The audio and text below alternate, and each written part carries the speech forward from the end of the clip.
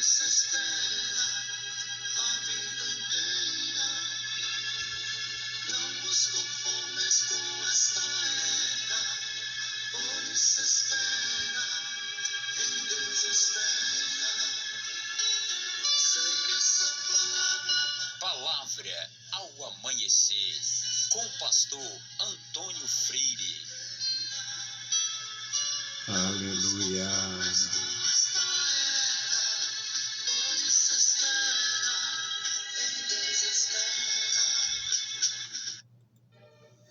Meus queridos irmãos, a paz do Senhor, bom dia! Graças ao nosso Deus, estamos de volta. Vamos meditar na palavra do nosso Senhor, que é a nossa segurança. Nós não temos nada melhor neste mundo, porque todas as coisas boas que a gente conquista neste mundo termina aqui, fica para trás. E a palavra de Deus, a bênção de Deus que a gente recebe aqui, a gente vai desfrutar em plenitude na presença dele. Então, nada melhor do que começar buscando a direção, a proteção, a bênção de Deus. Você é bem-aventurado quando ouve a palavra, bem-aventurado quando lê, bem-aventurado quando pratica. É maravilhoso. Saindo um pouquinho dos Salmos, ou pelo menos do livro de Salmos, nós vamos para o livro do profeta Isaías, o capítulo 25, também tem um salmo. Os salmos na Bíblia Sagrada tinham duas razões, duas funções: orar e louvar. E onde você encontra oração e exaltação a Deus, louvor, pode ficar certo que tem, de alguma maneira, a identidade de um salmo. Pode ser breve, pode ser mais longo. Então, Isaías 25, uma palavra para o nosso entendimento. Nós vamos ler até o versículo 5. Ó Senhor, Tu és o meu Deus. Exaltar-te-ei e louvarei o Teu nome, porque fizeste maravilhas. Os Teus conselhos antigos são verdade e firmeza. Porque da cidade fizeste um montão de pedras, e da cidade forte uma ruína, e do paço dos estranhos, que não seja mais cidade, e jamais se torne a edificar. Por isso, te glorificará um povo poderoso, e a cidade das nações formidáveis te temerá. Porque foste a fortaleza do pobre e a fortaleza do necessitado na sua angústia, refúgio contra a tempestade e sombra contra o calor. Porque o sopro dos opressores é como a tempestade contra o muro, como o calor em lugar seco, assim abaterás o ímpeto dos estranhos. Como se abranda o calor pela sombra da espessa nuvem, assim o cântico dos tiranos será humilhado. Louvado seja para sempre o nosso Deus. Meus queridos irmãos, não é muito do nosso feitio, nós, cristãos, de modo geral, temos uma dificuldade em pensar. A gente tem muita facilidade em se animar, se alegrar, se emocionar, mas pensar, ponderar, analisar, esmiuçar um texto, a escritura em si, não é muito da nossa natureza, não. Se é pelo menos da minha natureza, desde muito cedo, que eu queria fazer isto, e fiz ainda na adolescência, eu queria. Por que que eu tinha que ir pela cabeça dos outros? Por que que eu deveria escutar e me satisfazer com aquela resposta de religioso sem graça? É mistério. Mistério de quê e por quê e para quê? Por que que para você é mistério, para mim é mistério e para você não é? Bom, eu sempre fui difícil demais. E nunca aceitei respostas vazias, respostas duvidosas. Porque é mesmo, nunca me satisfez. Então, quando a gente pensa na palavra, a gente vê sempre os dois segmentos da sociedade humana. A família humana dividida, não tem aqui um percentual para dizer meio a meio, Deus pede uma parte. Não. A família humana, pela liberdade que Deus deu, está sempre dividida e uma parte desta família não tem nada a ver com Deus, não quer saber de Deus. Neste pequeno texto de Isaías 25, de 1 a 5, nós vemos exatamente isto. O salmista, cheio do amor de Deus, no caso aqui Isaías, o profeta, expondo o seu coração em forma de um salmo, está salmodiando o Senhor, ele diz: ó Senhor, Tu és o meu Deus. Isto é salmo. Tu és o meu Deus, exaltar-te-ei e louvarei o teu nome, porque fizeste maravilhas.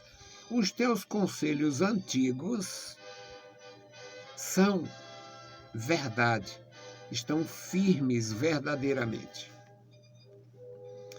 Aí vai falar sobre os juízos de Deus. No segundo versículo diz: porque da cidade fizeste um montão de pedras, ou seja, derrubou, destruiu, eliminou uma cidade. Aqui, inclusive, Jerusalém passou por isso. E da cidade forte uma ruína, ou seja, da cidade comum um montão de pedras. E da cidade que era uma fortaleza militar, é isso que aparece aqui, e da cidade forte, a cidade fortalecida, a cidade que tinha paiol, que tinha quartel, fizeste uma ruína. E do passo dos estranhos, outra coisa misteriosa, importante aqui, do passo dos estranhos, que não seja mais cidade, jamais se torne a edificar. Quando uma nação ocupava outra, como acontece hoje, que ocuparam o Iraque, ocuparam a Líbia, ocuparam vários lugares, e como acontece nos dias de hoje, acontecia no passado. E o que acontecia é que a cidade ou a nação invasora criava o seu sistema de defesa, criava o seu quartel, criava lá a sua fortaleza ali, naquele lugar. Ali tinha a estrutura local e esta ocupação estrangeira criava um quartel, criava uma segurança. E o salmista, o profeta aqui, trazendo o seu salmo, ele fala sobre isto. No versículo 3 ele diz: por isso te glorificará um povo poderoso. Aqui é outra coisa maravilhosa. Ele está aqui apontando para um povo que vai surgir. Eu, como eclesiástico, só vejo a igreja. Alguém pode pensar diferente. Por isso te glorificará um povo poderoso, e a cidade das nações formidáveis te temerá. Parece muito espiritual, não dá para identificar como uma cidade importante no Egito, ou na Babilônia, ou em Roma, ou em Jerusalém mesmo, em Israel mesmo. Não dá para identificar. E o versículo 4 diz: porque foste, agora vem a proteção pessoal, porque tu foste a fortaleza do pobre, o auxílio do necessitado na sua angústia, refúgio contra a tempestade e sombra contra o calor. estas descrições de Deus como protetor, como uma proteção, é a coisa mais perfeita, mais importante para quem conhecia aquele lugar. Eles tinham áreas extremamente agradável, bem arborizada, um clima ameno, uma temperatura excelente.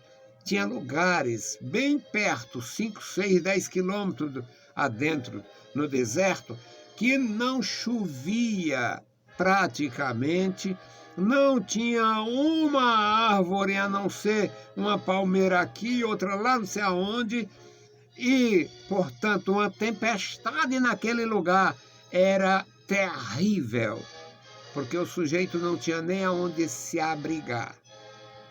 Eles eram orientados, acostumados com tal clima, com tal intempérie, eles usavam vestes suficiente para se cobrir, se envolver, para evitar que fossem realmente muito machucados até e tivessem problemas gravíssimos, como cegueira, problema de audição, porque a areia fina, a tempestade, muitas vezes fazia com que as pessoas tivessem problemas auditivos e na visão.